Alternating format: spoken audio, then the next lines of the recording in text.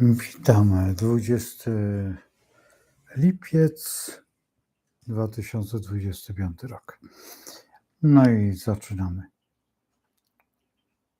Ostatnia doda samca naszego raka. I dobrze, wchodzimy za 2 dni. Znaczy niecałe 2 dni. Wejdziemy już do lwa. No i zacznie się. A w tej chwili jeszcze spokojnie. Jest ta ostatnia dłada daje takie dziwne wrażenia. Witam Joannę, Elkę, Reginę. Dziękuję, że widać i słychać. Teraz, dlaczego ostatnia dłada? Zawsze jest tak, że kiedy kończy się znak, ta ostatnia dłada, mimo że u raka są to bliźnięta, zaraz wam pokażę. O, tutaj macie. Ale ze względu na to, że jest ostatnia,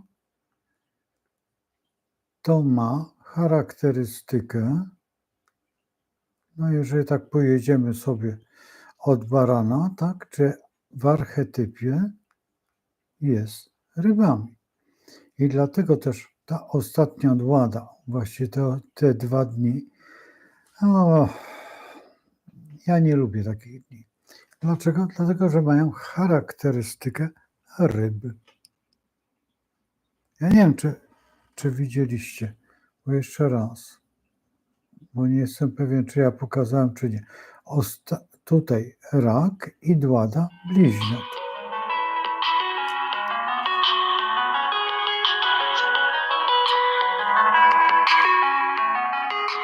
Halo? Halo? Tak? No na razie, pa. Było pytanie, że może słyszeliście, czy rozpocząłem. Tak, rozpocząłem. Pewnie jacyś znajomi. Niedobrze, ale już trudno. Coś mi się tu nie podoba, poczekajcie, ale w wizji. I teraz jak mamy tutaj tą ostatnią dładę bliźniaka, to według archetyp to znaczy ta podstawowa rzecz od barana, to ostatnim znakiem są ryby. No i w tym momencie, jeżeli tutaj mamy w tej chwili raka, to ostatnim dla raka są bliźnięta, czyli ryby. No i mamy, jak ja to lubię powiedzieć, kiche. Fatalnie. 2 dni właściwie. I teraz tak, o co chodzi? Ryby zawsze zbierają wszystko, co jest, no takie wiecie, ściek. To jest ostatni ten moment. To nie znaczy, że ryby są takie. Absolutnie nic nie ma to wspólnego ze znakiem, osobami spod znaku ryb. Absolutnie nic. Chodzi o znak i fazę. I zbiera się, ściska się to wszystko, co się wydarzyło w raku. I dlatego nie dziwcie się, że dzisiaj, czy jutro, pojutrze, nie pamiętam do której, ale zaraz sprawdzimy, do której są godziny te rybki, ale zaraz zobaczymy. Sobie zrobimy taki manewr.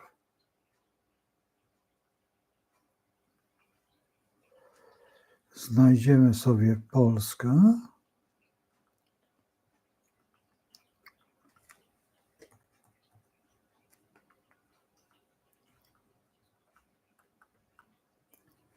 Opa jest. I teraz zobaczycie. A teraz założę tranzyt.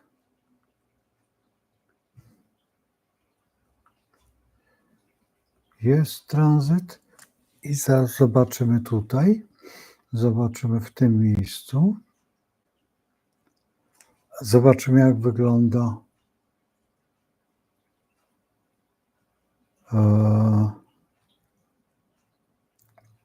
tutaj sobie przerobimy na dzień i mamy. I zaraz zjedziemy w dół, bo mamy 22 lipiec, godzina 21:08, czyli ta, którą mamy. I teraz schodzimy. No i dokładnie mamy. Teraz minuta.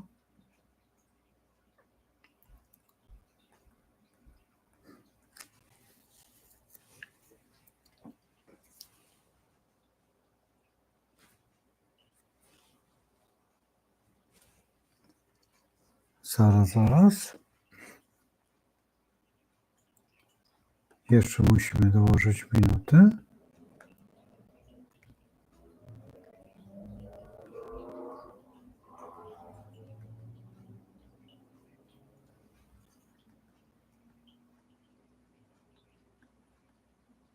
Dlaczego nie chcę jeszcze się pokazać? O!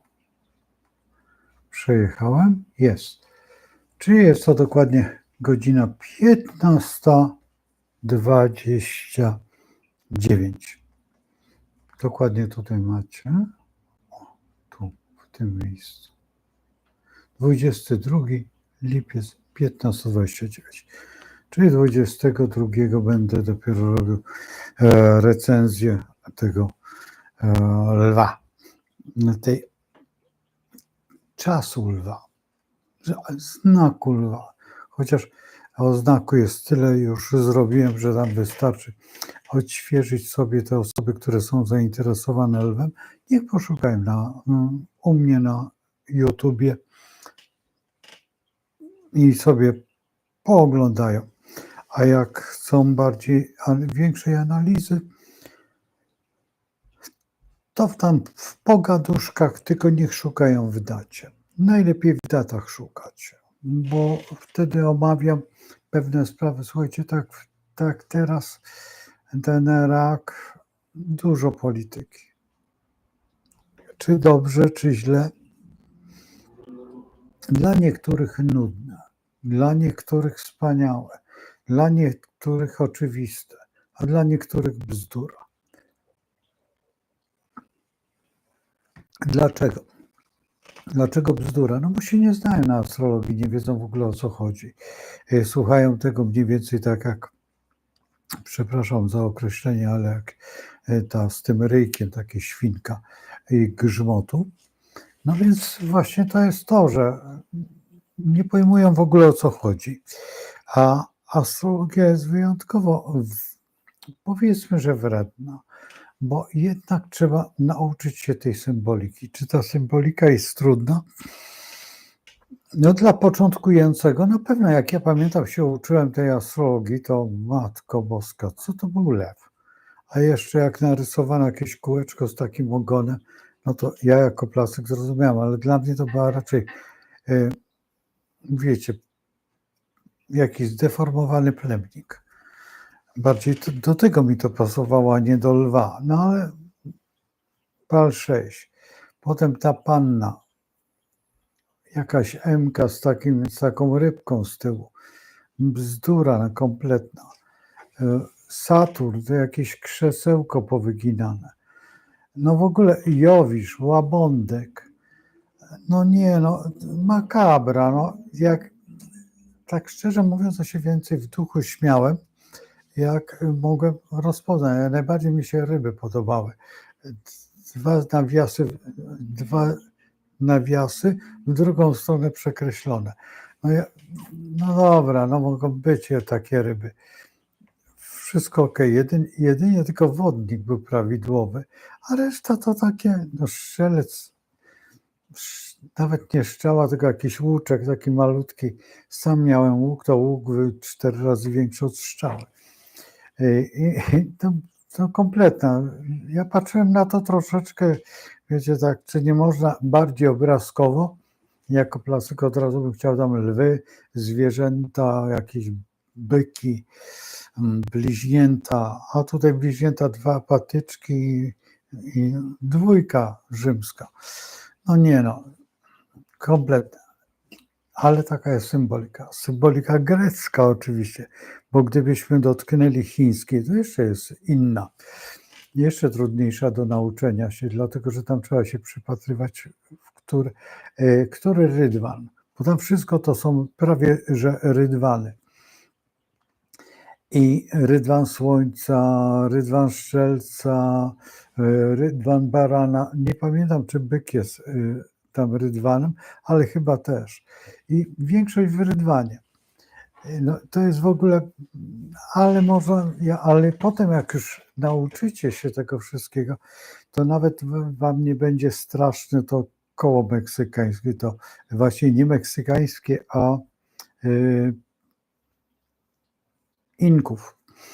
I nie będzie wam straszne, będziecie wiedzieć wszystko, o co chodzi. Naprawdę, bo w momencie, kiedy znamy astrologię, tak jak wczoraj mówiłem o tej iryteologii, to astrologia naprawdę otwiera wiele dróg zupełnie nieświadomie. Zupełnie nieświadomie. Wchodzimy w to i wiemy, o co chodzi. Nawet nie znamy tego tematu. Biodynamika. No przecież nie jesteśmy rolnikami. A większość rolników biodynamikę, czy na przykład ci, którzy mają sady, ci, którzy mają role w ogóle, to mają biodynamikę w jednym palcu. I to jest w zależności, kiedy jaskółka przyleci, kiedy odleci, kiedy bocian przyleci, kiedy to wszystko jest biodynamika, bo to są rytmy. I one przyleci przed pełnią czy po pełni i te stare baby, jagi, te szeptuchy znają to i tymi metodami po prostu działają. I dlatego też ten 12 sektor, znaczy 12 dłada, czy 12 sektor, czy cokolwiek jest groźne. Dlaczego? Dlatego, że jest lęk przed przejściem do następnego znaku.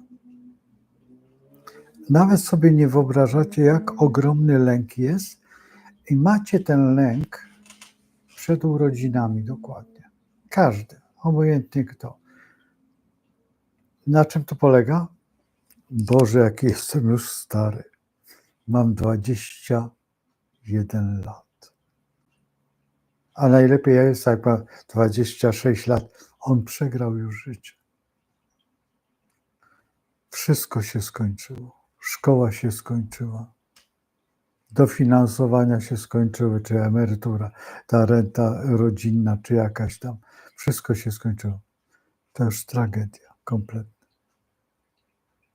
A nie cieszy się, że ma wiedzę, idzie do szkoły. Mamy przed emeryturą. Boże, ja nie chcę iść na emeryturę. Nie ma mowy. Nie idę na emeryturę. Ależ skąd? Kochani, ale nie, tam nie ma mowy. Wiesz, najlepiej wybiorę ten miesiąc lepszy taki. No właśnie to ten, żeby była wyższa składka, bo są przeliczenia. Dobra, w przyszłym roku pogadamy. I macie cały czas jakieś takie dziwne. Jedziecie na wczasy. A po co ja pojadę na te wczasy? Ja mam wczasy tutaj w domu. Wrzucę sobie nogi do michy i nasypię soli kłodawskiej i będę jak nad morzem. No będziesz. Ale jedź, zobacz. Ale co ja tam będę jeździł, po czym? A co ja tam zobaczę? Bar mleczny pewnie już nie ma, bo zamknęli. I cały czas czyli to narzekanie można zaliczyć do ryby. Znacie kogoś, kto nie narzeka, a już najbardziej Polaka? Polak zawsze narzeka. Dlaczego? No nie ma co się dziwić. 300 lat niewoli, potem jeszcze jakieś niemieckie obozy koncentracyjne i cały czas tylko, a jak nie, to sowieckie obozy koncentracyjne, a jak nie, to no co tu? Nasz Sejm. Przecież tam nie ma ani jednego słowa pozytywnego. Tam nie ma powiedziane, że słuchajcie, robimy to i będzie lepiej. To tylko Gierek tak umiał powiedzieć. No i było lepiej. Bo jak zrobią autostrady, to do tej pory są te autostrady, nic nie zmienili, jeszcze je jakby rekonstrukcję zrobili te autostrad i kazali płacić. Nie wiem, skąd ci ludzie mają pieniądze? Jak można mieć na autostradę pieniądze? I teraz pytanie, no więc to jest to. Teraz następnie mamy wyjechać gdzieś. Następnie pakowanie, to jest. No, zapomniałeś tego. To są ryby. Cały czas. I teraz, jeżeli mamy raka, a wychodzimy z tego raka i ta ostatnia dłada bliźniąt, no to jest medialna. Cały czas tylko gadanie i narzekanie. Nic tam pozytywnego. Nic.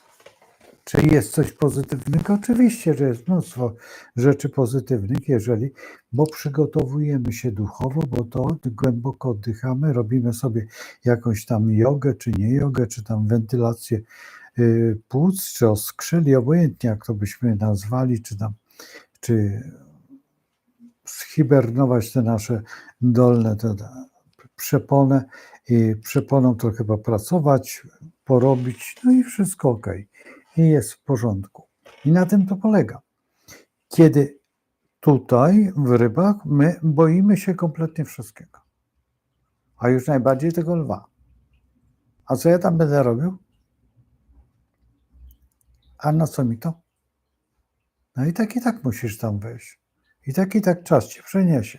Czas jest nieubłagalny. Boże, nieubłagalny. Czas, Saturn. No ale Saturna można ominąć. Planetę można ominąć, ale czasu nie ominiesz. Będziesz leżeć na lodzie i w temperaturze chłodniej, bo ponoć ciało się mniej starzeje. Dobra, już jedna była taka, wyglądała tam jakiegoś tam generała żona. Nie wiem, czy z lodówką dobrze spać. Albo, dobra, nieważne. Ale tutaj nie, no bez przesady. Jakby tak było, to Eskimosi by żyli 100 lat dłużej od nas. A od tych tak zwanych inżynierów i inżynierów, to oni by żyli tylko tam kilka lat. A żyją i nawet przyjeżdżają tutaj takie żwawe inżynierki. Wyjątkowo kulturalni. Świetnie potrafią zachowywać się. Kultura, nie wiem skąd wzięta. No ja wiem. Egzotyczna. Kultura na wysokości jakiejś palmy, daktylowca i tam jeszcze czegoś. Nieważne, zostawmy to. I teraz, jeżeli mamy tą 12 historię, no to ta 12 historia też jest historią właśnie taką. No i właśnie to jest to. Czy ona jest miła, czy jest niemiła, czy jest bliźnięta na ogół. No wiecie, to jest no jakby nie było męski znak. Więc trzeba brać pod uwagę, że słowo jako słowo jest bardzo niebezpieczne. No i w raku to ostatnie słowo nie, no i koniec. A większość mężczyzn nie. Kiedy tak? No macie w Sejmie tych iluś mężczyzn. Jakby były kobiety, może by było tak. Jeszcze gorzej, jakby była pani ta Lampart, czy tam jeszcze jakaś inna, to dopiero by był. Jakby był pełen Sejm takich Lampart.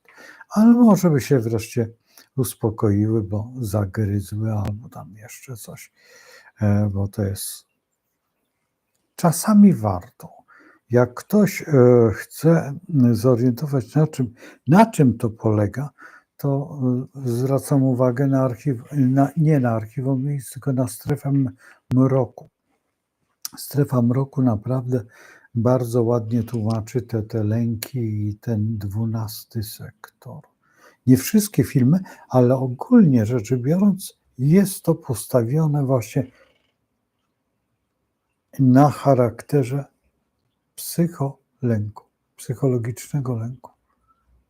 Cała ta strefa mroku i nawet oglądałem któregoś dnia, gdzieś tam wszedłem, jest pierwszy odcinek, jest drugi odcinek, tam jest sporo tego, bo zawsze oglądałem na YouTubie, ale na YouTubie jest zaledwie 3 czy 4 odcinki, a tam znalazłem więcej. Może też już, bo na Plusie, w kanał Plus, jak wtedy pokazywał, bo to było 14 po południu. Słuchajcie, ja byłem zafascynowany. Kanał Plus i wtedy tylko ten film szedł. Nic więcej. Bo on był kodowany czy nie kodowany, nie wiem jak to było wtedy.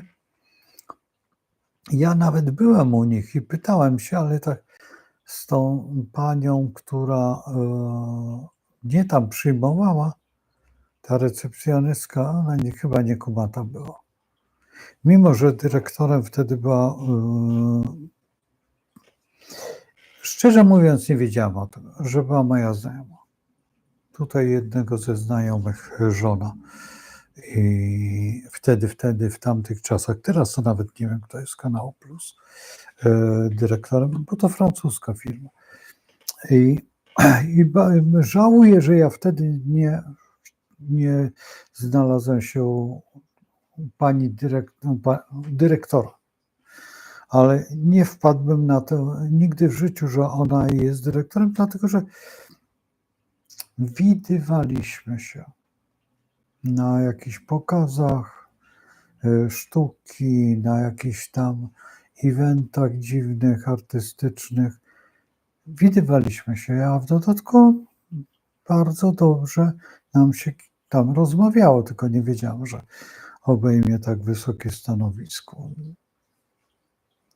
I szkoda, bo może bym to miał na płytce i dzisiaj bym mógł to, przypuśćmy, w czasie lekcji, czy w czasie jakichś wykładów, czy w czasie zamkniętych oczywiście, puszczać to i mam nadzieję, że tak. No, mam zresztą tą płytotekę rozwiniętą bardzo i będziemy oglądać jak będzie offsetka, zrobimy sobie dzień filmowy. Tydzień, znaczy, no tak, zrobimy to raz w tygodniu chyba, nie codziennie, bo ja bym chciał codziennie, ale wiecie jak to jest. Godzina filmu, przypuśćmy drugi film też godzina i trzeci 1,5 godziny, tak, albo 2 godziny, albo 3 godziny, nie daj Boże. A jak wypadną wszystkie po 3 godziny, bo to jakiś serial albo jeszcze coś, albo jeszcze jakiś tam, wiecie, pełnometrażowy film, no to pięknie, to człowiek już przysypia, jak ogląda tak ale trzeba obejrzeć i trzeba obejrzeć w tej kolejności, którą ja podam. Bo po pierwsze, musimy inaczej się ogląda, kiedy jest film tak, czy tak, czy tak, czy tak, konfiguracji.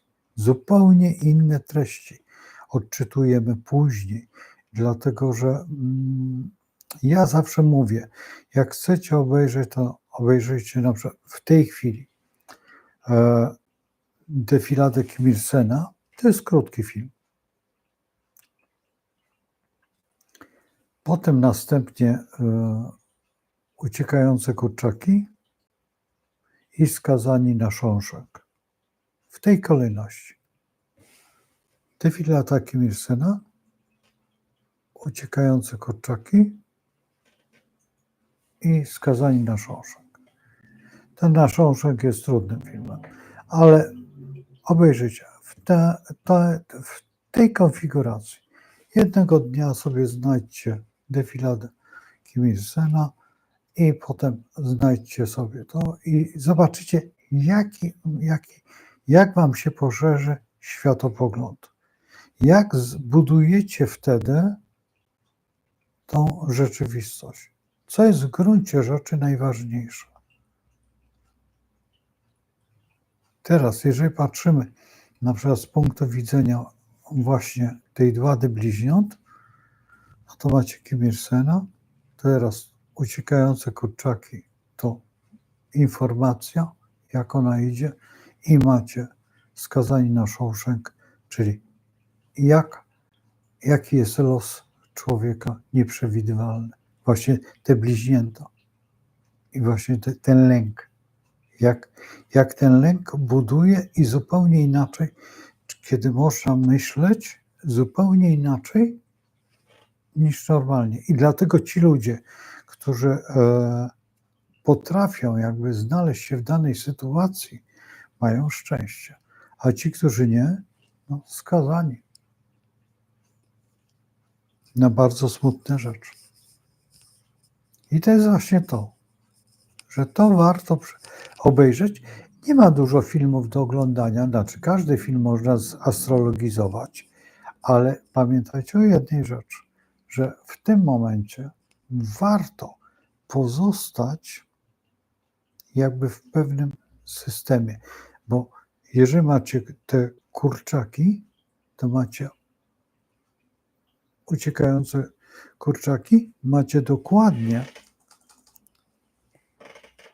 wejście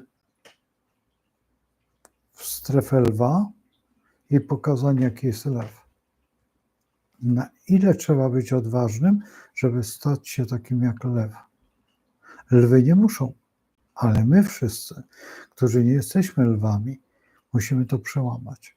I dlatego ten lew jest tak interesujący, co ja dzisiaj mówiłem, te osoby, które oglądały filmik, czy wczoraj mówiłem o właśnie tej kłopocie lwa, tym najtrudniejszym układzie w psychologii, walka ze sobą, czyli pokochać siebie.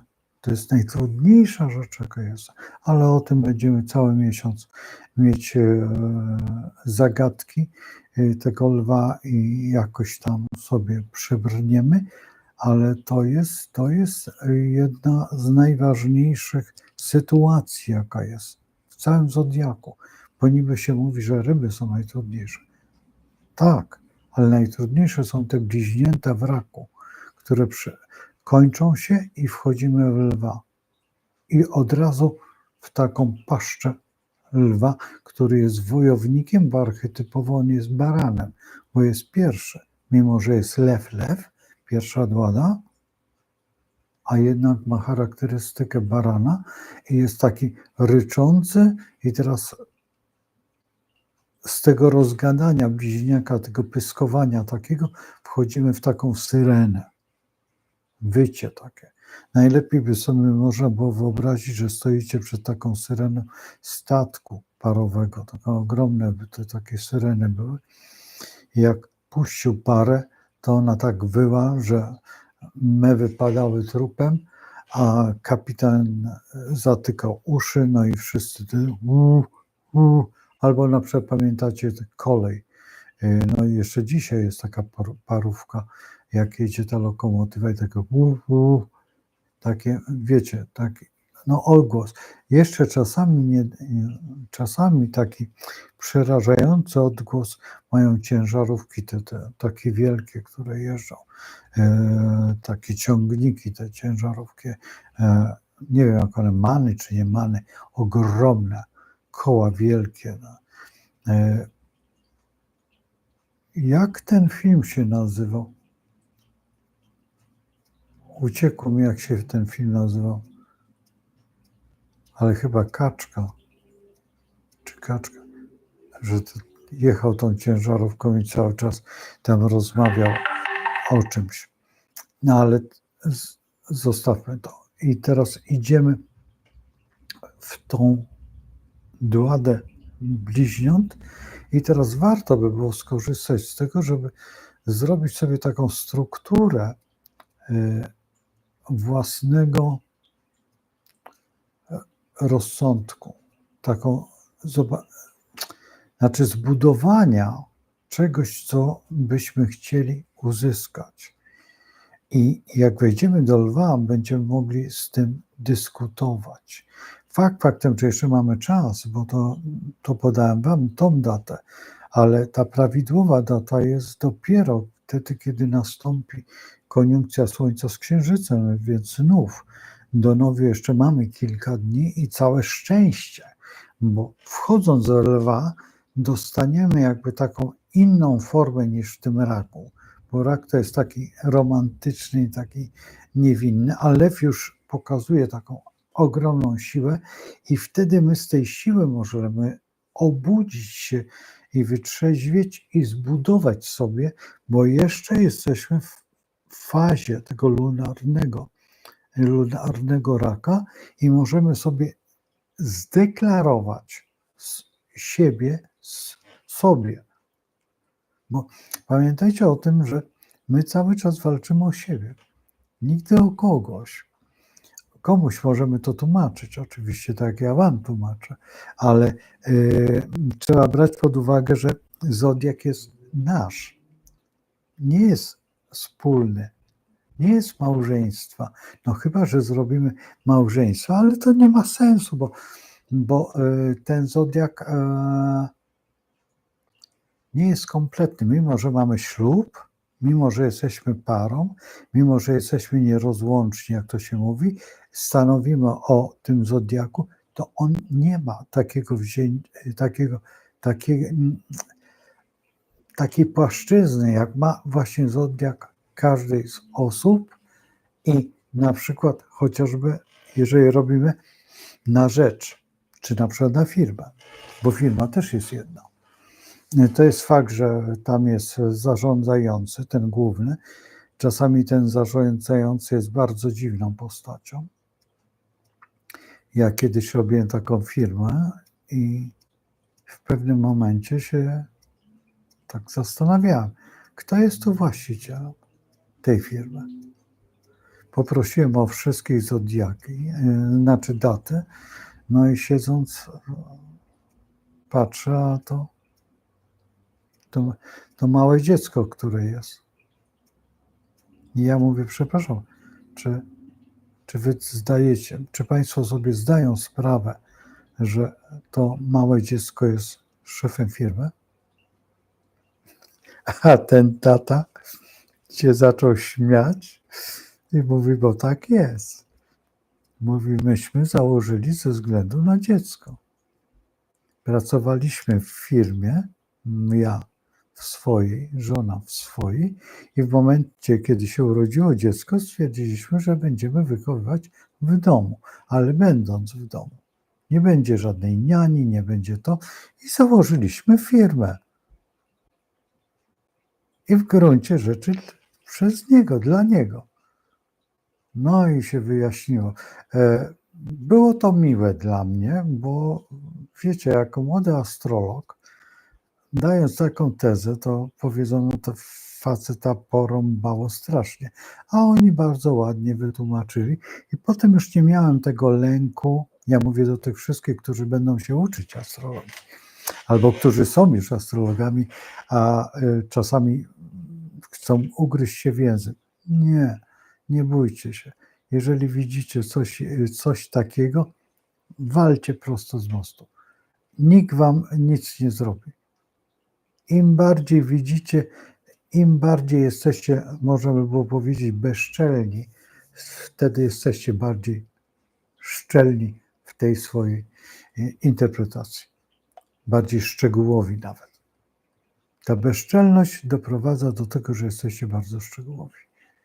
I to jest najważniejsze, że to jest takie ładne. Zaraz zobaczę, co wy tu piszecie. Jagoda, witam. Sap, witam. Basię, Mariolę, Roberta, Annę. No to już chyba wszystkich mamy. Także jest mi bardzo miło. Jak możecie, to weźcie te łapki tam podrzućcie. jeżeli Wam pasuje. A jak nie, to bardzo proszę pod filmem zróbcie jakieś wpisy. Dlatego, że ostatnio coś widzę, że ja nie narzekam na oglądalność, tylko nie wiem, jak to nazwać. Te 2 dni, które nie było mnie, one nie zrobiły nic w jakiejś takiej amplitudzie. Ale dzisiaj nagle taki spadek i tak mnie zastanawiam, dlaczego. Nie zrozumiałem tego. Ja w ogóle nie rozumiem, na jakiej zasadzie ten YouTube. Ja zresztą nigdy się nie pytam nikogo, robię swoje i koniec. Ale jednak mnie to troszeczkę denerwuje, jak coś tam spada, coś tam, a idzie do góry, a idzie bardzo ładnie, bardzo dobrze. I zresztą dzisiaj miałem rozmowę z osobą, zresztą której bardzo dziękuję, że zadzwoniła. I rozmawialiśmy, że ona właśnie w ten sposób jakby poznała astrologię i zaczęła nią się bawić, powiedzmy, że w ten sposób.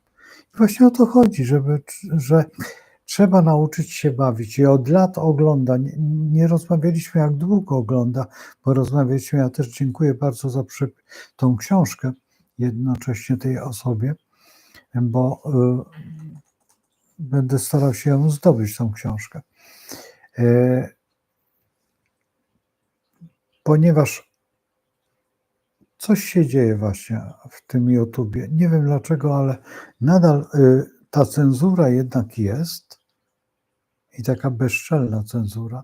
Ja nie rozumiem dlaczego, w ogóle nie rozumiem cenzury. Cenzura powinna być, jeżeli ktoś tam bluźni, tylko wykopać po prostu, zlikwidować i już. Jeżeli on jest nieetyczny, to co za problem go tam zlikwidować? Albo dać mu bana, czy cokolwiek, czy go zawiesić, żeby się poprawił, czy na przykład jeżeli tam robi coś niestosownego, to napisać do niego: słuchaj, robisz takie i takie rzeczy, prosimy, nie rób, przeczytaj, nie regulamin, tylko przeczytaj sobie tam jakiś dekalog albo tam jeszcze jakieś coś i zobacz, które przykazanie do ciebie najbardziej pasuje. I koniec, no przecież i muzułmanie, i taoiści, obojętnie kto, mają te swoje dekalogi. No to w takim razie hołdować na przykład jakiejś kulturze, która zupełnie jest nie kulturą, tylko kulturą wampirów albo jeszcze czegokolwiek. Przecież kanibale byli, przecież co tu ukrywać, ale pierwsi Lachowie byli kanibalami. Musimy o tym wiedzieć, że byli kanibalami. Zresztą zawsze ludy te pierwotne najpierw musiały przejść przez ten kanibalizm. No musiały, tak jak modlenie się do słońca czy do księżyca, co nam zarzucają, że my to robimy. My tego absolutnie nie robimy, a to jest. Nadal jeszcze znajdzie się jakaś taka wesz, bo nie można inaczej powiedzieć, która o tym opowiada. Tak, znajdują się takie, nie wiem jak to nazwać, bo to jest głupota numer 1. Brak właśnie matematycznego wykształcenia. 13 znak zodiaku. Panie, co pan sądzisz o czym? I zawsze wyskoczy mi taki ktoś tam w jakimś momencie, przeważnie tak gdzieś po wrześniu, wrzesień, październik, a najbardziej listopad. Wtedy wyskakują takie osoby i co pan sądzi o 13 znaku? Ale po co 13 znaków? Jak ja podzielę 13 znaków, zrobię opozycję, cokolwiek? No jest ten 13 znak. Nawet jakbyśmy chcieli, to go wsadzimy, bo skrócimy, to on będzie się znajdował między Strzelcem a końcem, a początkiem Koziorożca. Ale co to będzie? 4 stopnie czy 5? Czy warto tworzyć coś takiego? Czy nie lepiej Strzelca i tam umieścić dla samca Skorpiona wagę? Dwa najbardziej wredne znaki w założeniu? jeżeli patrzymy tutaj z punktu widzenia oczywiście strzelca, dla strzelca, bo skorpion będzie rybami, a waga będzie wodnikiem. I dlatego mówię, że wredne w tym momencie. To nie jest tak, że to jest znak wredny czy niewredny, tylko daję wam, pokazuję wam, jak to działa, po to, żebyście sobie rozrysowali i zobaczyli, na czym to polega.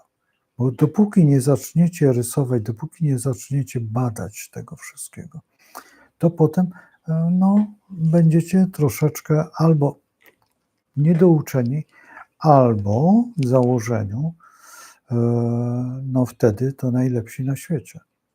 Bo wtedy nawet temu wybitnemu astrologowi powiecie, tak nie jest. Jeżeli mamy ostatnią duodasamcę, to w tej duodasamcie mamy kawałek ryb i musimy brać archetyp ryb wtedy.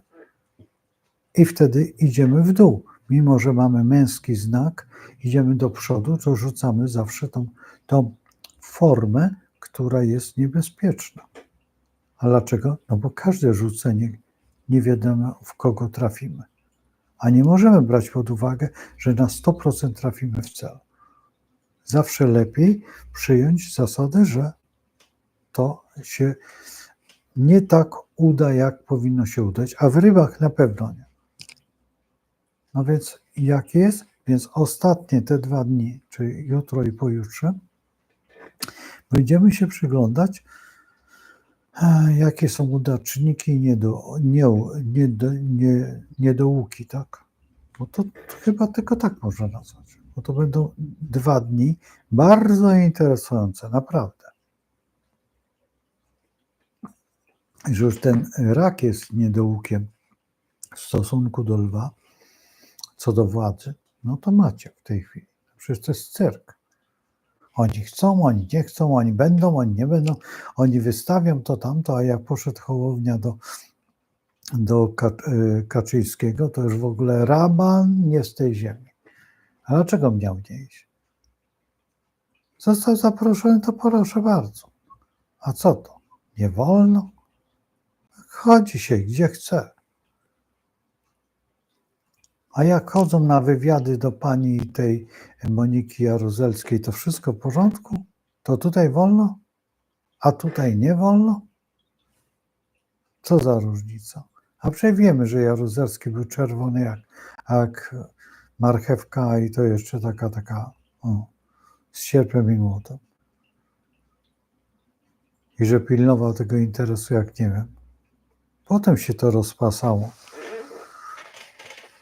I tak się dziwię, że chłop nie zarobił takich pieniędzy, jak zarobił ten następny. Albo przed nim, albo po nim, nie pamiętam, który tam był pierwszy. I teraz ostatnio on mówi inaczej, tylko oligarchowie. Przecież nasi milionerzy, nasi miliarderzy czy milionerzy nie są oligarchami, tylko są milionerami. My nie mamy oligarchów. Oprócz pana Sołowowa, czy jakoś on się nazywa, to właściwie nie. Bo on tam niby w Polsce mieszka, ale czy to prawda, to nie wiem. No ale w założeniu, co on tutaj robi w Polsce, nie wiem. No, w tej chwili wyciąga kasę. A jak pan Jaki rozpoczął jakąś kampanię, że chciał coś powiedzieć, no to mu mikrofon wyłamali i koniec. No więc dokładnie, cóż. A teraz dzisiaj oglądałem, ta afera w Stanach Zjednoczonych nie będzie przeprowadzona, bo pan Trump też jest umoczony. Ciekaw jestem, a po co on ma to rozpatrywać? Czyli to jest amerykański teren. Zupełnie inaczej. Bo my Polacy chcemy rozgrywek. Żadnych rozgrywek. Po prostu pomału będzie pokazywana karta. Jak będzie gra, to dama, as, karota. Tak jak się gra w tego jakiegoś tam. Nawet nie wiem, bo ja nigdy nie gram w karty. Oprócz wojny to nic więcej nie potrafię. tam kiedyś próbowałem w brydża, jakoś mi nie szło, potem wygrałem w jakieś tam gry. Nie, a w te hazardowe to już w ogóle kiedyś nawet oglądałem, tak z ciekawości oglądałem to w telewizji, absolutnie nie pasowało mi to. Zupełnie nie wiedziałem, o co chodzi. I nie wiem, i nie chcę wiedzieć. Oglądałem nawet parę dni temu film o takim hazardziście. Nie obejrzałem go do końca, bo dla mnie było to nudne. On coś pokazywał, że tutaj jak dotknie, zobacz, on nerwowo jak tutaj trzyma karty, jak tam podgląda te karty, to jak ma słabe, to się łapie za szczękę, a tamten to z kolei rusza wąsem, a ten brwi mu się unoszą, a temu coś ramiona i mówi, zwróć uwagę i teraz zobacz. I on tam zaczęli pokazywać te stoły i mówi, zobacz, ten ma fula, ten ma ten ma to, ten ma taką kartę. Z daleka zupełnie. Taka psychoanaliza, czy jest możliwa? Oczywiście, że tak. Oczywiście, że tak. Przecież mniej więcej na tej zasadzie polega astrologia też. Jeżeli widzimy kosmogram i widzimy, jak są planety ustawione, fantazja. Przecież też to robię, że moja koleżanka chodzi do kasyna i ja ustalam jej, kiedy ona ma wejść, żeby ona zdobyła sobie odpowiednią sumę, bo kiedyś weszła właśnie w tych rybach, no i straciła sporo pieniędzy. Znaczy nie straciła, bo ona zawsze do pewnej sumy gra. No ale była niezadowolona, bo musiała przyjść do domu, wyjąć następną sumę i następnym razem już zadzwoniła do mnie i mówi, słuchaj, wtedy było źle, a chce się sobie odbić. No dobrze, akurat, no i wtedy ja mówię, i jak będzie dobrze szło, bo ona mówi, do momentu, kiedy nie wygra swojej sumy, znaczy jak gra i wygrywa, tak, i wygra swoją sumę, to wychodzi. Nie gra dalej. I zresztą bardzo, jak byłem w kasynie, to się przyglądałem właśnie, jak się gra, jak wyglądają ci tacy, wiecie, co stawiają w tą ruletkę. I właśnie przyglądałem się facetowi.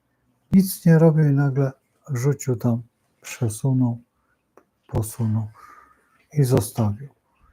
I sobie poszedł tam nagle taka fura pieniędzy do niego, to on to spakował i wyszedł. Wyszedł autentycznie, tylko raz postawił.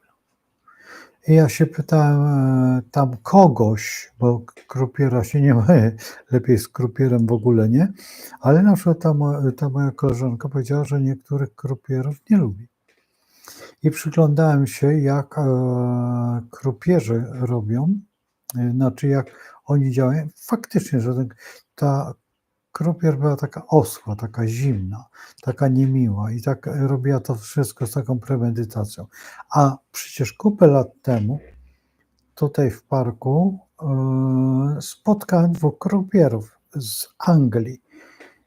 Małżeństwo takie krupierów i właśnie z nimi rozmawiałem, więc oni mają jakby taki nakaz, że nie wolno z ludźmi rozmawiać, dlatego ja się pytałem, czy można oszukać. A on mówi, tak.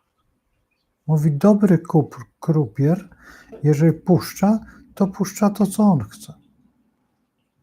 Czy on, puszczając tą kulę, w taki sposób może puścić, mimo tego tej ruletki, która pędzi, jak wariat, to jest po prostu, jak on ją rozkręci i rzuci tą kulkę, to prawie, że można 1:1. Że są tacy krupierzy, którzy to potrafią. Oni tego nie potrafili, ale żeśmy rozmawiali, czy jest to możliwe. On mówi, jakby był, mówi krupier, mówi tylko mówi wtedy, to już jest sąd, prokuratura, mówi straszna, mówi, to już wtedy nie wyjdzie z więzienia. I przepadek mienia, zresztą my podpisujemy. I mówi taką lojalkę i mówi przecież my, tak jak zrozumiałem, to oni mają stopnia oprócz tego. że jak on jest w kasynie takim i takim, to on może się podnieść potem na wyższy i tam jakieś stopnie są, tylko nie wiem ile, jak to wygląda. Żałuję, że wtedy nie rozmawiałem, chociaż mam kolegę, to nie jest kolega tak mój, tylko mojego znajomego syn. Ale no, znamy się, bo to jest bardzo młody człowiek. On jest właśnie szefem kasyna w Anglii. Nie przyjeżdża do Polski, bo nie ma do kogo już. Już nie ma. Ojciec bardzo dawno zmarł, między innymi dlatego on wyjechał, bo on wyjechał z biedy. I potem chyba mamę zabrali. No i zniknął w ogóle. Tam się ożenił, tam ma dom, tam żyje. I doszedł do tego takiego, że jest szefem kasyna, czy kierownikiem krupierów, nie wiem, ale wiem, że przez wiele lat był krupierem i bardzo dobrze mu to szło. Na czym to polega? Powiem szczerze. Przyglądałem się, oni odchodzą od stołu, przychodzą nowi, potem tam coś. Nie wiem, na czym to polega. Nie wiem, zupełnie. Ale jeżeli patrzymy na ten 12 odcinek, tak, ta końcówka, to tutaj kasyno idealnie pasuje. Idealnie. I właśnie w Bliźniętach na dwoje baba wróżyła, co się wygra. Bo można by też kasyno pociągnąć pod Skorpiona. Nie jestem pewien, raczej bym wolał pod Strzelca podstawić, pod Strzelca kasyno, dlatego że nie wiadomo jaka jest wygrana, nigdy nie wiadomo. Bo niby, bo mnie chodziło o to, że no musiałbym jeszcze porozmawiać z kim, kto w kasynie pracuje, tylko żeby był szczery, bo znaleźć człowieka szczerego, który powie o pracy, jaka ona jest i zadając jakieś dziwne pytania, czy na przykład można, czy tak jest, czy tak jest, czy tak. Na ogół ludzie nie chcą rozmawiać. Na ogół ludzie, a już typowo Polacy, którzy, jak to się mówi, dorobili się i są tak, jak to się mówi, nowobogatcy, to już w ogóle są nie do przejścia, nawet z punktu widzenia słowa. Nawet z punktu widzenia, jak ja potrzebuję pewne dane, to tak się patrzę, ale po co to panu? Ja mówię, no nie muszę mieć, tylko tak będzie łatwiej panu zrozumieć. Miałem takiego kiedyś dżentelmena. No czułem, że to nowobogacki i tak żeśmy właśnie jechali. A po co to panu? A dlaczego pan się pyta o to? Ja się nie pytam, to pan ma rozegrać sobie. Ale mnie to nie interesuje. No to pana nie interesuje ten punkt też. A to się wróci? Ja mówię, no dopiero się wróci. No zobaczymy. I to było takie, co to nie on. Po 2 latach, ponieważ to był znajomy mojej znajomej, która go przysłała do mnie, po 2 latach pytał się, czy może wyjść do mnie. Już był taki malutki. Bo wszystko to, co mu powiedziałem, stało się i to w bardzo zły sposób. Bardzo zły sposób się stało. I on się pytał, czy się wygrzebie z tego. Ja mówię, że to można, tylko trzeba. Dlaczego pan wtedy nie posłuchał? A mówi, wie pan, no. Wydawało się, że to, co pan mówi, to jest nierealne. Jak to nierealne? Dlatego koleżanka przysłała pana do mnie, bo ona to przeżyła. No tak, ona przeżyła wcześniej, tak, to fakt. Ale ja nie wziąłem tego pod uwagę, ale w tej chwili naprawdę bym prosił o pomoc. No i to tak się zaczęło, tą pomoc. Ta pomoc długo nie trwała, bo znowu go ruszyło. Co dalej? Nie wiem. Ja się po prostu wymiksowałem z tego miejsca, to była jeszcze wtedy Poznańska. Potem przeszedłem na Puławską, bo na Puławskiej ja po prostu nikogo nie informuję, gdzie jestem. Do mnie jest tylko i wyłącznie telefon, a jak to się mówi, o miejscach, gdzie przebywam, nie informuję ze względu na to, że w gruncie rzeczy wszędzie jestem. Jeżeli potrzebuję być w Warszawie, to jestem w Warszawie. I koniec. I to nie ma problemu. Jeżeli tak jest, jeżeli potrzebuję w Gdańsku, to mam w Gdańsku miejsce i jadę do tego Gdańska, ale nie mogę powiedzieć, że ja w tym Gdańsku jestem, bo nie jestem, tylko sobie dojeżdżam. Jeżeli potrzebuję, oczywiście, ja w tej chwili nigdzie nie potrzebuję, w tej chwili mam większość mojej pracy jest na terenie tego kwadratu. Ta podłoga jest moja, tak jak śpiewał w którejś tam piosence. I tak chyba pozostanie. Zobaczymy, jak dalej pójdzie. Także teraz będę się przygotowywał lada moment do szkoły. Nie wiem, czy szkoła ruszy, czy offsetka ruszy. Co ruszy pierwsze. Podejrzewam, że znaczy offsetka ruszy chyba pierwsza, a szkoła druga. Ale lada moment już będę przygotowywał się jednak do chyba filmowej takiej, dlatego że filmowej i pofilmowej do takiej indywidualnej, znaczy do tych 6 czy tam 6 osób, chyba więcej nie, plus 6 plus 7 osoba mój uczeń. Któryś z moich uczniów, to będziemy tam wyrywkowo brać, który będzie miał czas. Żeby oni sobie przypomnieli, żeby też niektóre zagadnienia opracowali, niektóre zagadnienia zrobili sami, poprowadzili jakby zajęcia, jak będą chcieli oczywiście.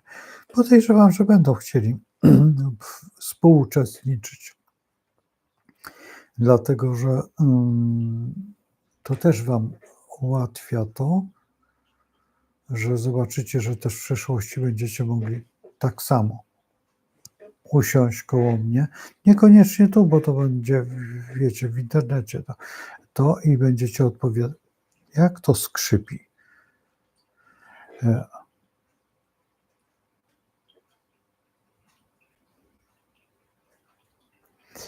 I po prostu chodzi o to, że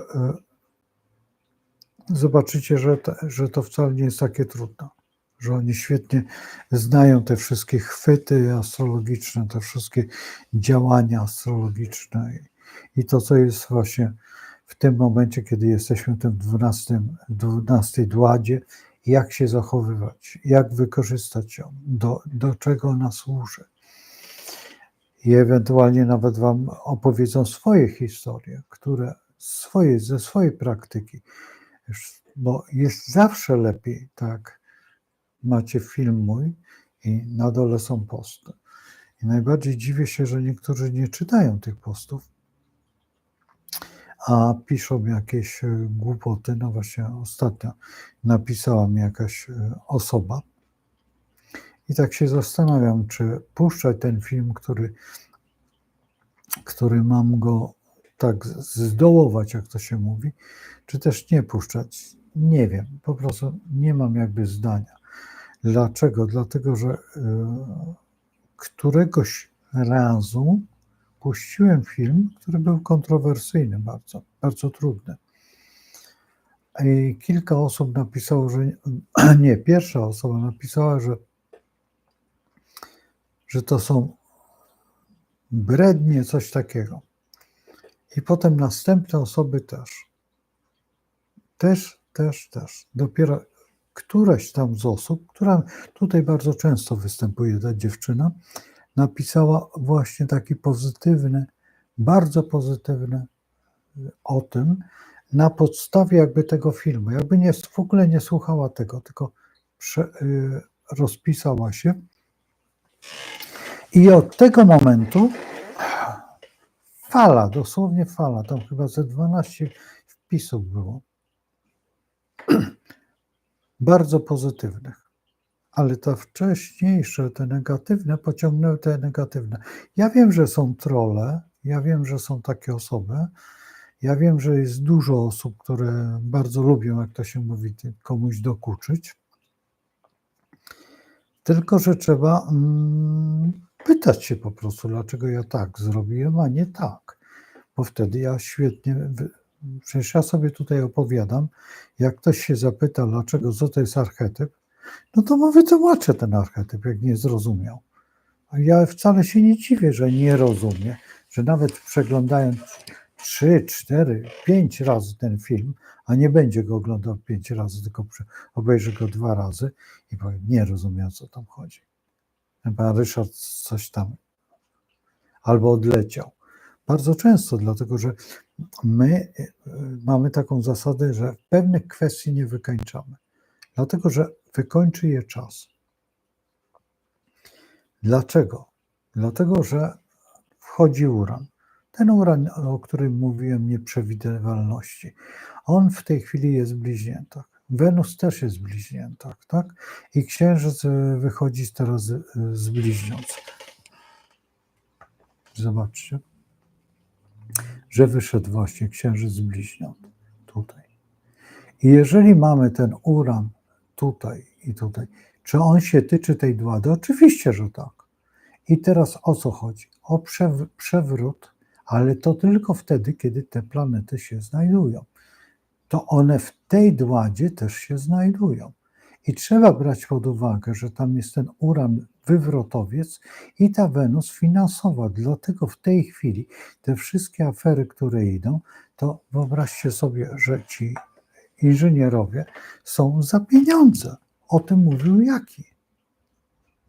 I teraz tutaj patrząc się, że już tu jest granica, tak, no bo przechodzimy, ta ostatnia dłada to jest granica do Lwa i nagle wypływają takie rzeczy.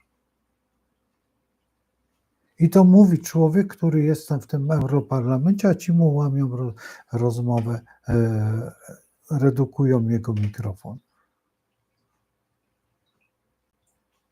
Żeby sala nie usłyszała. I to biorą polscy parlamentarzyści w tym udział. I teraz tak, czy parlament jest ważniejszy, czy suweren jest ważniejszy? I teraz, jak władza nasza postępuje, jak postępuje suweren, czyli te osoby teraz suwereni powiedzieli, że ludzie powiedzieli, że nie ustąpią. I nie ustąpią. Wojsko już nie, WOP, to znaczy te służby pogranicze powiedziały, że nie wpuszczą. Dlaczego? Bo się boją suwerenów, bo przecież oni są suwerenami, mają w domu matkę, mają córkę, mają siostrzenicę. Jak? Sąsiadki. Do szkoły chodzą te dzieci. Ich. Co mnie obchodzi? No i teraz pan Jaki opowiada tutaj o jakimś tym i macie dokładnie tą ostatnią dładę, jak to, ja nie wiem kiedy to wypłynęło, czy to wypłynęło dzisiaj, bo ja to dzisiaj słyszałem, czy to wypłynęło, ale macie dokładnie, ja teraz wam opowiadam tam ostatnio, mogło to być 4 dni temu też, czy 5, tak? Bo dłada trwa 2,5 dnia, ale mogło być w tej poprzedniej, czyli w Byku, bo w Byku są pieniądze. A w dodatku tam jest też, ten szef jest przecież bykiem, tak? Dokładnie pan Tusk. I on mógł tutaj jako taki człowiek w jakimś zadaniu wykonywać takie rzeczy. I z jego grona osoby. I macie dokładnie to, tylko trzeba dobrą analizę zrobić, zobaczyć, kiedy to było, co było, dlatego mnie punkty interesują i zawsze tłumaczę, że to jest bardzo interesujące, w jakim momencie my jesteśmy, w jakim momencie się my dowiadujemy, to też jest istotne. Bo jeżeli ja to się dzisiaj dowiedziałem, to dla mnie jest aktualne dzisiaj i dlatego mówię o tym dzisiaj. A nie mówię dopiero jutro, czy na przykład dlaczego. Ja już nie mówię o tym było wczoraj, bo wczoraj to ja się mogę tylko powołać na to, że to było wczoraj. I pamiętajcie o tym, że nie jest najważniejsze penetrować, kiedy to się stało, tylko kiedy wy usłyszeliście o tym. I wtedy sobie zrobić kosmogram, ten swój, nałożyć na swój kosmogram tą wiadomość i zobaczyć, jakie ona ma skutki dla was. Bo za chwilę będzie lew i będzie on rozgrywał wszystkie sprawy, które są związane ze Słońcem. A Słońce macie w takim znaku, jakim się urodziliście. Ale lew jest właścicielem tego Słońca. Słońce jest królem tego obszaru. Ale to Słońce mogło powędrować wszędzie. Jako światło. I światło jest w tym momencie najważniejsze. I to światło, w zależności w jakim aspekcie jest w stosunku do tego lwa i jakie są aspekty danych planet, wtedy wytwarza się takie i takie ciśnienie na przykład. No i w tej chwili właśnie ciśnienie na granicy jest ogromne. I widzicie, to proste. A dlaczego? Bo Uran jest łącznie z Wenus i Księżycem, czyli ludzie nie poddadzą. Ludzie teraz przejdą do Raka, tak? Zobaczcie, ludzie teraz przejdą do Raka, tam będzie Jowisz, jeszcze bardziej będzie to tworzyło barierę. Teraz, jeżeli Księżyc przyjdzie tutaj w Nowiu, tutaj będzie w Nowiu, no to będzie ten Jowisz jakby 12, czyli wyolbrzymiał te wszystkie sprawy społeczne, a tutaj w tym wodniku będzie Uran i on będzie nadal reformował te wszystkie działania, które lew zapoczątkuje. Proste. Jeżeli tego ktoś nie rozumie i nie pojmie, 2 razy niech usłyszy to, przejrzy sobie i będzie wtedy w pełni zadowolony.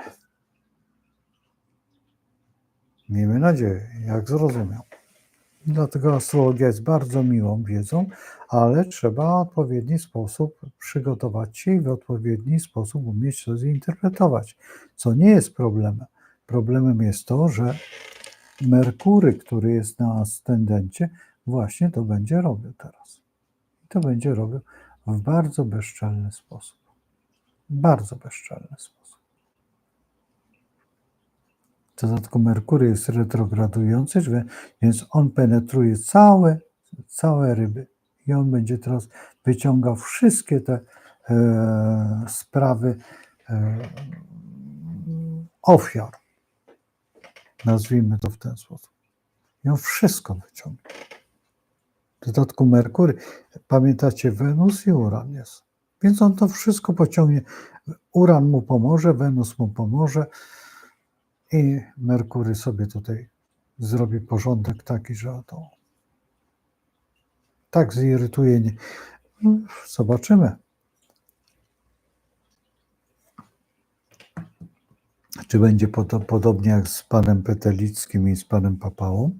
Bo przecież to trzeba przyznać, że trzeba by wrócić do tamtych wydarzeń, do tamtych dat, zobaczyć, jak tamte daty wyglądały. Nie będę tego robił, bo po prostu nie mam czasu na to, a nie mam asystenta czy asystentki, żeby to mi przygotowała, tak? No, bo to nie jest problem, tylko wiecie, to jest zespół potrzebny. Kiedy będzie offsetka, to będę robił takie rzeczy. Oczywiście, że tak, wtedy usiądę, zrobię to, no ale słuchajcie, no muszę mieć z tego jakieś, jak to się mówi, z tego, no, jak to się mówi? Umieć żyć, tak? A tutaj nie mam z tego żadnych, jak to się mówi, wielkich apanarzy, to jest tylko wyłącznie to, co robię. W tej chwili to moje apanarze tylko starczają na zakup sprzętu, który wcale nie jest aż tak kosztowy. Ostatnie zakupy to takie coś, nie wiem, no pewnie nie widać. A co to jest? Filtry do kamery. Akurat udało mi się na OLX-ie kupić za bardzo przyzwoite pieniądze. Znaczy niewielka różnica pomiędzy jakbym kupił na Teamie czy tam gdzieś. Tylko jak widzę, że na OLX-ie i ma się człowiek męczyć z tym towarem, bo kupił i to jest mu niepotrzebne, albo jeszcze coś, albo się wyprzedaje, to dlaczego nie? Większość rzeczy kupiłem normalnie, ale w tej chwili stwierdzam, że na OLX-ie czy tam gdzieś jak ludzie mają nowe rzeczy, bo kupili i nie trafione jest, to dlaczego nie? Stwierdzam, że bardzo mądrze. Statywy są do kamer, do tych jak kamer są kupione właśnie oba na OLX-ie. Coś jeszcze było kupione. No w tej chwili drugi komplet, ten DJI tych mikrofonów, bo mam 2 już, bo potrzebuję 2, więc są kupione. Ten nie, ten jest normalnie, nie. Oba są kupione. Oba są kupione. No, nie. Ten był w sklepie, a ten nowy jest kupiony. Także różnie to kupuję, bo w zależności od sytuacji. Szkoda, że nie ma komisów, bo nie, wolałbym, żeby były komisy, żeby można było to pojechać dotknąć. Teraz są niby te lombardy, ale ja z lombardów się boję kupować, dlatego że kupuję oczywiście w lombardach jakieś rzeczy, rzadko, bo rzadko, a już broń Panie Boże biżuterię. To kiedyś sobie zrobimy na ten temat i mam nadzieję, że zaproszę kilka osób, które się na tym znają albo miały przygody z takimi zdarzeniami, bo to są bardzo interesujące zdarzenia. To jest po prostu czasami taka fantazja, że można film i scenariusz nakręcić. Science fiction to jest nic. To jest naprawdę czasami.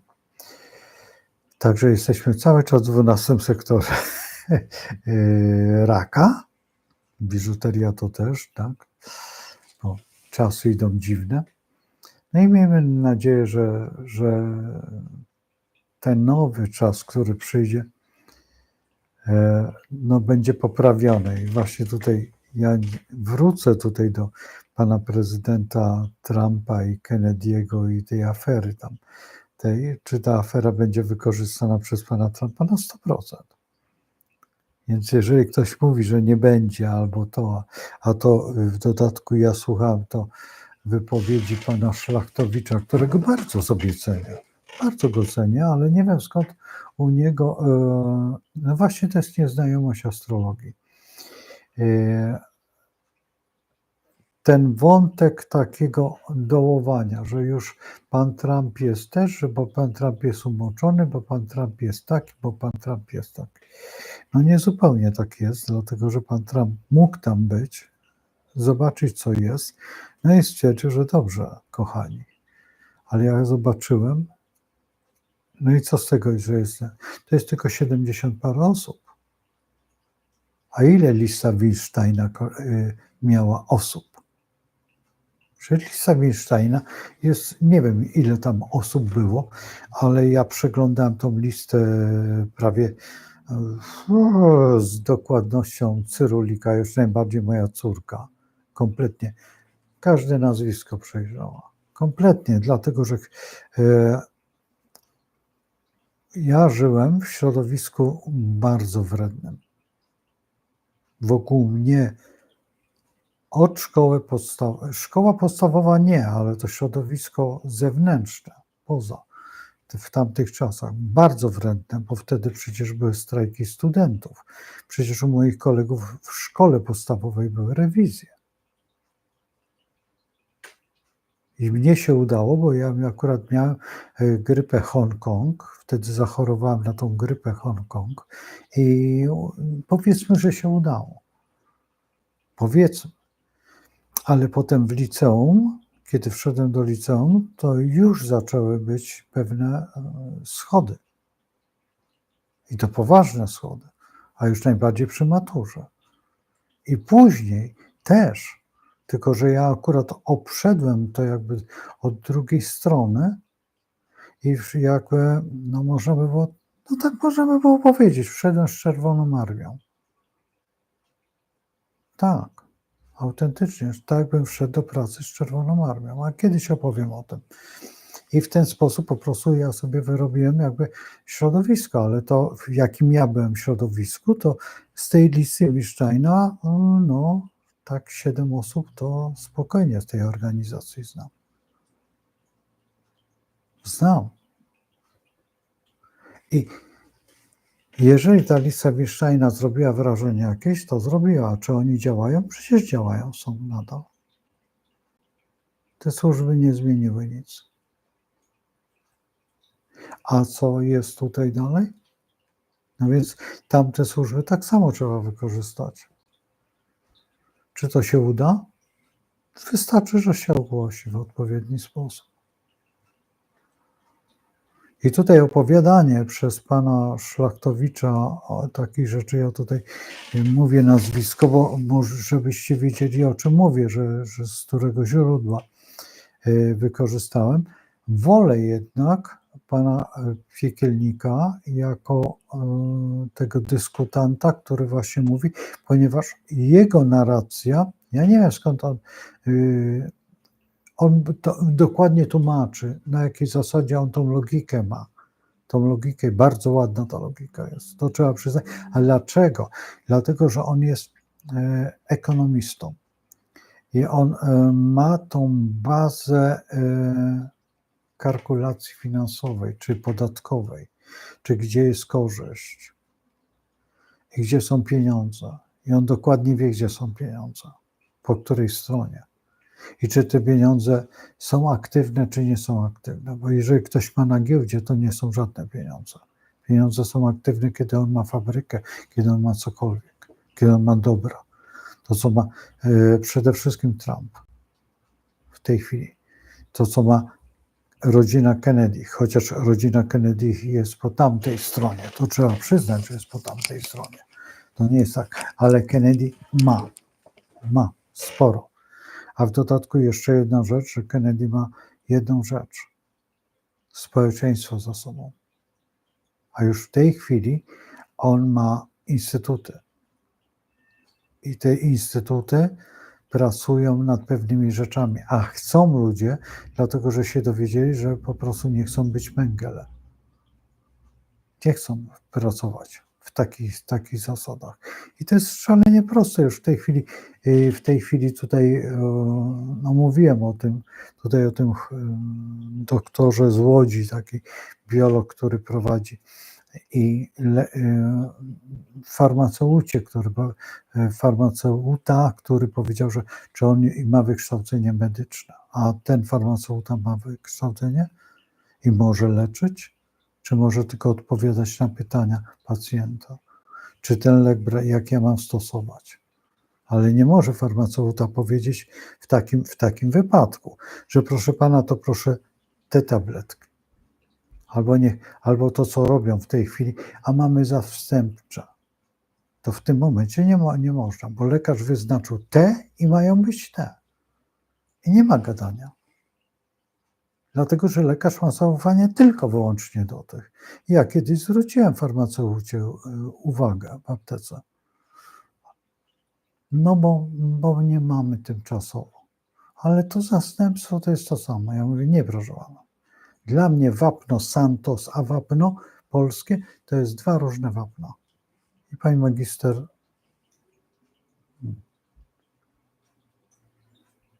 no trudno. Potrzebuję to i to. Taki i taki, taki i taki firma. I to jest właśnie wyższość, bo on studiował na Uniwersytecie Medycznym. A jak już studiował biologię i zrobił to, że znalazł się na Uniwersytecie Medycznym, to nie jest istotne. To już dla niego nie jest istotne i będzie się patrzył prosto w oczy. Tylko faktem, że biolodzy pracują. Pracują jako analitycy przy falach mózgowych. Bardzo dużo biologów pracuje w szpitalach. I co najciekawsze, biolodzy także wykładają na Akademii Medycznej. I wtedy uczyć mogą. Ja bym się zapytał, a uczyć mogą? A u kogo pan zdawał egzaminy? To jest człowiek, mimo to, że skończył tą Akademię Medyczną, czy ten Uniwersytet Medyczny, zupełnie nie znający całej struktury.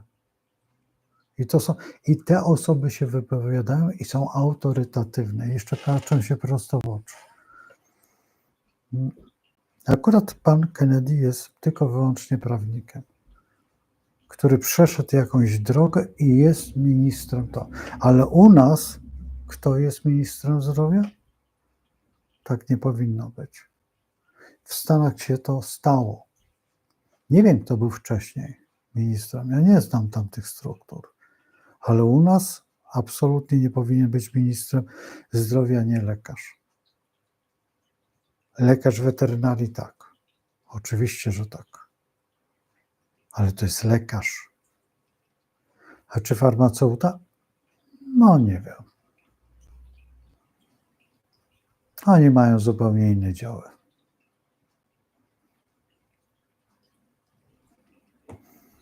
W służbach celnych mogą pracować. Jak się leki przychodzą, to mogą sprawdzać.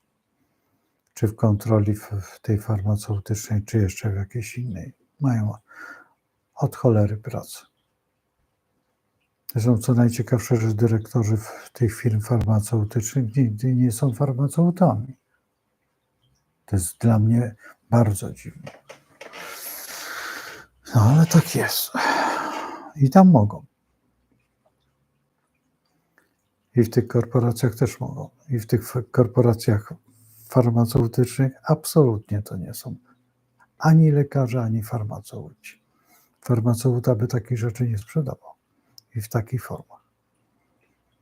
Tak zwanego szantażu emocjonalnego. Panie doktorze, no przecież pan wyjedzie na wycieczkę. Nie, już to panu załatwimy, jak pan to będzie tutaj. Niech pan... A przecież wiedzą, ile dany lekarz wypisał danego leku. Wiedzą, bo dzisiaj to jest wszystko numerowane. No i to jest właśnie to, że się kończy to, co właśnie tutaj. Przykro mi, że o tym mówię.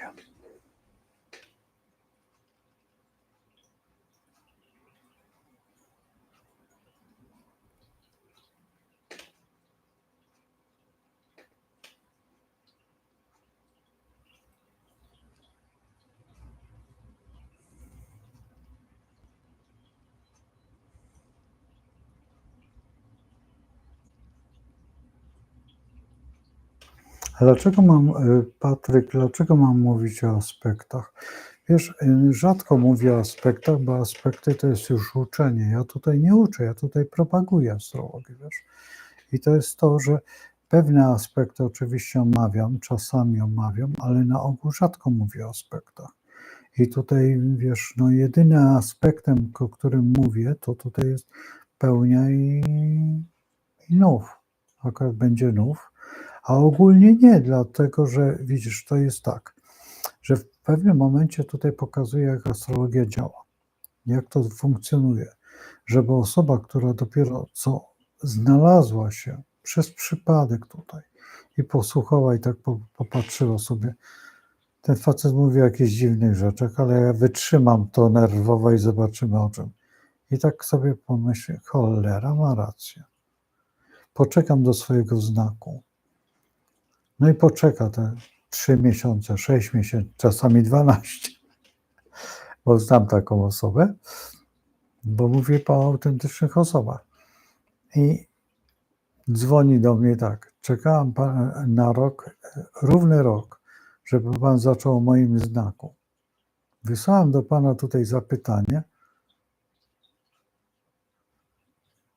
Nie wierzyłam w to, jak pan tutaj napisał. Pan napisał tylko 2 rzeczy. I te 2 rzeczy były autentyczne. Skąd pan wie o tym? Ja mówię, a widzi pani to? To ja zrobię film taki. Dobrze? Ona mówi, dobrze, ale nie będzie imienny. Ja mówię, jak będzie on zrobiony, to ja zadzwonię do pani. Zadzwoniłem do tej osoby, że już ten film jest.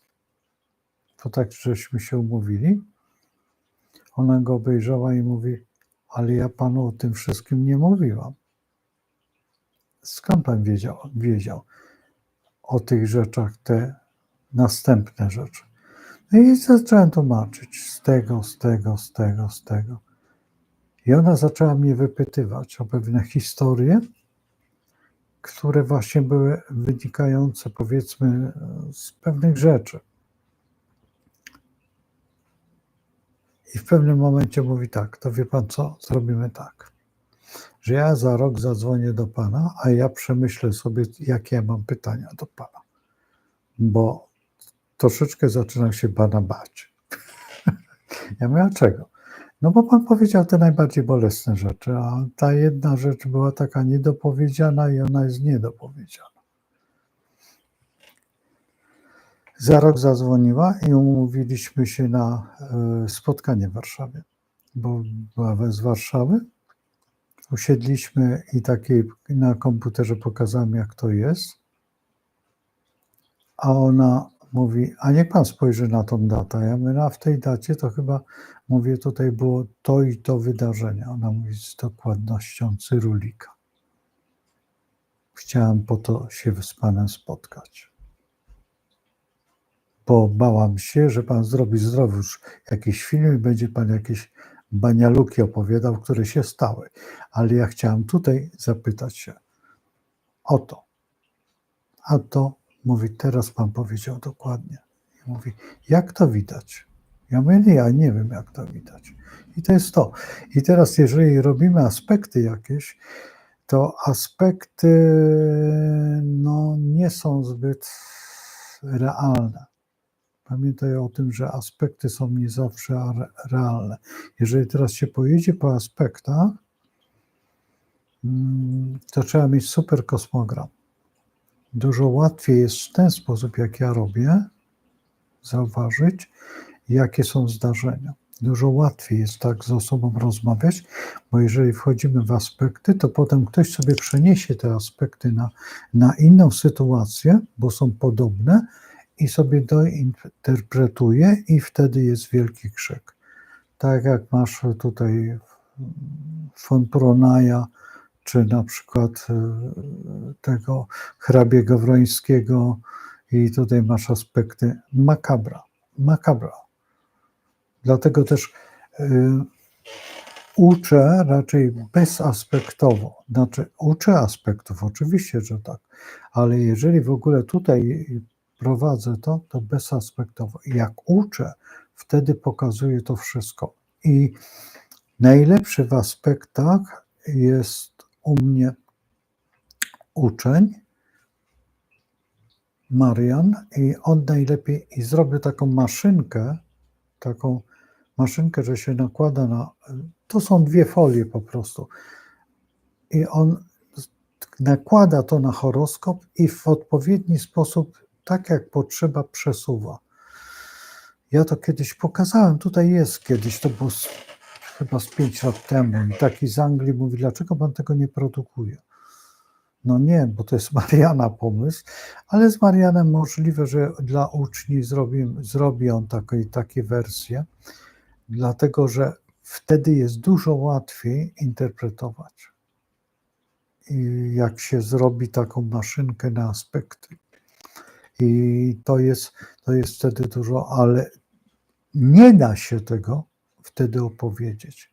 To trzeba pokazać i za każdym razem inaczej będzie. Bo po pierwsze, pamiętaj o tym, że są męskie, żeńskie znaki. I tak samo jest z dładami. I tak samo jest z planetami. Planety też są czasami męskie, czasami żeńskie.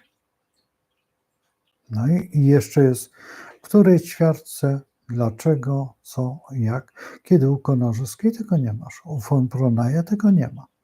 Jest, jeżeli czytasz w którym domu, ale to jeszcze nie jest tak. I to jeszcze za mało.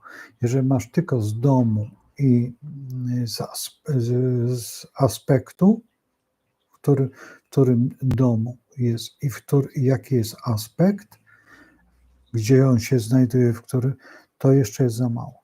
Jeszcze jest za mało. Wtedy, kiedy masz dwada samce i masz dwady wszystkie, wtedy masz prawie, że pełniej, wtedy nie pomylisz się. A jeżeli znasz jeszcze planetę, skąd ona wyszła, skąd ona jest, to co właśnie w tej chwili rozmawiamy, to co wczoraj mówiłem o Janie Skarży-Dzierżbickim, no to wtedy już jest raj. Tylko wtedy trzeba sobie wyobrazić każdą planetę tak, jakby ona była opisywana przez Jana Skarżę-Dzierżyńskiego. Wtedy, jeżeli patrzymy na planetę. I to już jest najtrudniejsze. To już jest taka forma naprawdę bardzo trudna. A teraz, jeżeli przeczytasz sobie Jana Skarżę-Dzierżyńskiego i pomyślisz sobie, że ten człowiek tylko wyłącznie ze Słońca to zrobił, to rozrysuj sobie kółko, zaznacz sobie znaki i przesuwaj sobie jakiś taki pineskę, cokolwiek, pchełkę na przykład z takiej gry jako Słońce i zacznij czytać i zacznij patrzeć, jak to wygląda. Tylko wyłącznie masz Słońce na kosmogramie i wtedy analizujesz, skąd on to wiedział. Dlaczego tak napisał. I w pewnym momencie zorientujesz się, a jak już się zorientujesz, no to już jesteś u Pana Boga. To już jest po prostu ta zasada.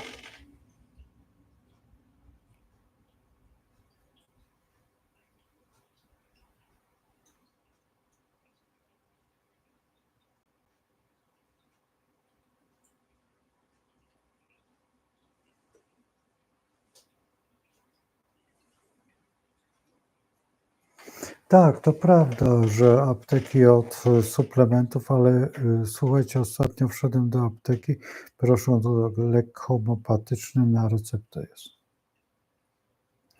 Myślałem, że umrę ze śmiechu. Mówię, pani magister, jak to jest możliwe, że homeopatia jest tak nie działa, a tutaj działa? Ona mówi, no w tym wypadku działa. Się też zaczęła śmiać. No bo to jest paranoja. Tutaj się walczy z homeopatią, pisze się, że homeopatia jest spod szatana, także złem. I to nawet bardzo mądrzy ludzie, to ja tak czasami mówię, no. Ale jak mam zajęcia akurat z lekarzami, mówię, no przecież w klapie nosicie laskę i wokół żmije, tak? No więc jeżeli bierze się żmijkę i jad, macie w tej szklance ten jad, rozcieńczacie i macie szczepionkę. To jest homeopatia. No tak. No więc o czym my rozmawiamy? Nosicie tu homeopatię. No tak. No tak. No i no tak. No i co? No tak. No i tak. No tak jest. No i teraz odpowiedz na to pytanie. No tak? To nie jest tak. Albo mówimy, że wszystko jest. I dla mnie jeszcze jedna rzecz, że pani Goździkowa zawsze będzie pani Goździkowa. I zawsze pani Goździkowa będzie aktualna. I zawsze to jest gorsze. Ale jeżeli ta pani Goździkowa ma rację, no to wtedy już jest gorzej. A jeżeli są te szeptuchy, czy tam jeszcze jakieś inne dziwne rzeczy, którzy czy bioenergoterapeuci, czy tam jeszcze jacyś, nieważne, tam jasnowidze, niejasnowidze. I to tym bardziej trzeba by ich brać na piedestał, dlatego że skąd oni to wiedzą i zastanowić się, jakie są mechanizmy. I w medycynie uruchomić te mechanizmy, bo teraz lekarze, którzy to mają, nie mogą się do tego przyznać, a mają te mechanizmy. Bo jeżeli lekarz wypisuje receptę, a pacjent jeszcze nie wszedł, a wchodzi, a jest po kolei, a karty są przyniesione w kupie, to skąd on wie, kto wszedł? Nie jest proszony pacjent, tylko wchodzi po kolei, a karty są poukładane, więc dopiero wtedy ta pani, która tam, pielęgniarka czy ktoś wybiera, jak nazwisko? Ach to, a lekarz już wypisuje. Nie wiem, czy nazwisko wypisywał też na tej recepcie, czy tylko lek. Ale autentycznie spotkałem się z takim czymś. I zapytałem się wręcz, panie doktorze, skąd pan wiedział, że to ja? Się spojrzał na mnie. Mówi, no bo pan zajmuje się takimi dziwnymi sztukami. Nie wiem, pan doktor to tak? Spórki? A on mówi, no. A ja moja pacjent, który jest za mną, a mówi, ten to będzie tam kasło. Faktycznie. Miał jakieś tam problemy z płucami. Wtedy już mi udowodnił to, że faktycznie tak jest. Mają? Mają. Nie mogą się ujawnić? Nie mogą się ujawnić. Chcą się ujawnić? Nie. Po co? A dużo lekarzy po prostu rzuca pracę tą medyczną i zajmują się, mają dyplomy. Byłem też u takiego bioenergoterapeuty i ja mówię, ale u pana to tak się nagle stało? A on mówi, nie, ja przygotowanie mam spore. Mówi, niech pan spojrzy. Zobaczy? Naprawdę? I zrezygnował pan jako lekarz? To jak powinno się do pana mówić? Refleksoterapia się zaczął śmiać, jak nie wiem, mówię, no prawidłowo tak. Prawidłowo mówi, przeszedłem na stronę refleksoterapii. I zaczęliśmy rozmawiać i tak zamiast w tym gabinecie być 15 minut, to spędziliśmy gdzieś z 5 godzin. Co prawda pacjenci. Ja przyszedłem jako ostatni, ja czekałem, żeby być ostatnim tutaj u niego. Ale potem żeśmy gadali chyba z 5 godzin. Było przemile. No bo właśnie to jest to, że to są ludzie, to są anioły. I to są ludzie, którzy wszystko zrobią dla... No i taki powinien być lekarz. I taki powinien być ten świat. Słuchajcie, kończę, bo rozmarzę się o pięknym świecie, który był przecież. Bo to było dosyć dawno. Już ci niektórzy nie żyją. Ten lekarz, który wypisywał właśnie, nie żyje. Tą receptę.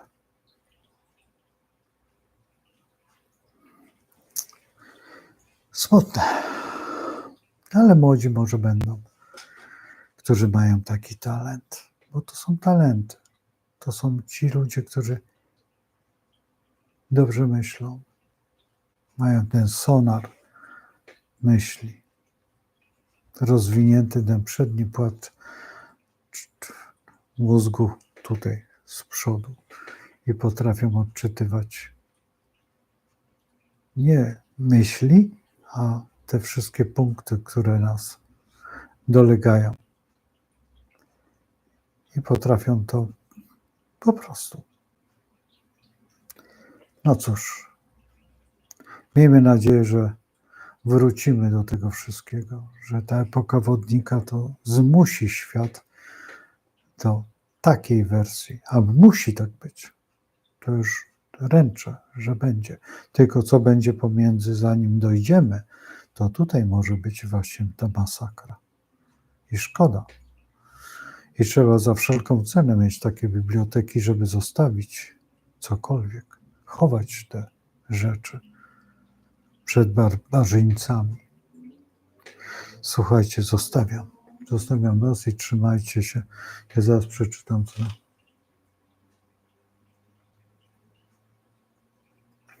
A nie, to już odpowiedziałem na te apteki, to czysty biznes. To prawda. Ale to smutne jest, że tak jest. Trzymajcie się. Słuchajcie, jak to się mówi, z Bogiem. A dlaczego to nie chce? A ja już chcę. I do jutra, do 21. Dobranoc. Pa. A co tak szybko?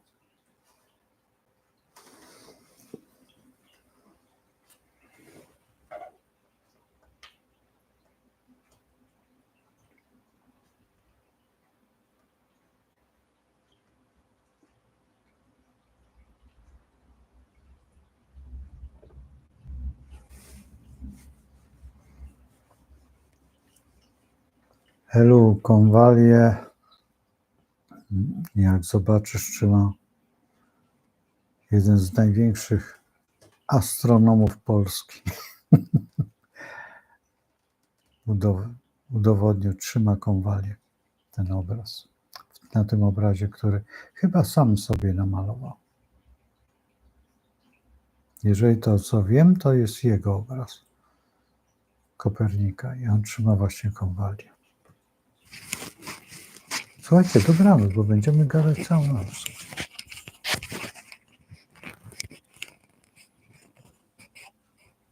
Pa, pa.